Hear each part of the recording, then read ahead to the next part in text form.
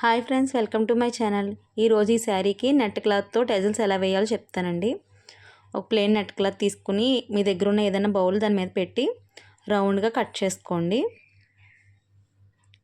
నీట్గా కరెక్ట్గా రౌండ్గా మీకు ఎంత సైజు కావాలంటే అంత సైజు కట్ చేసుకోండి.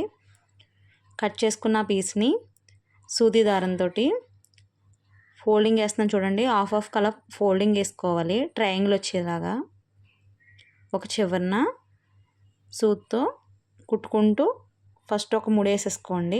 తర్వాత టెజల్స్కి వాడి ఫ్లవర్ ఒకటి, అలాగే గోల్డ్ బీడ్ ఒకటి ఎక్కించుకుని డైరెక్ట్గా శారీకి ఎక్కడెక్కడైతే కావాలో ముందుగా మనం టిక్స్ పెట్టుకుని అక్కడైతే ఒక 3 వేసేసుకోండి.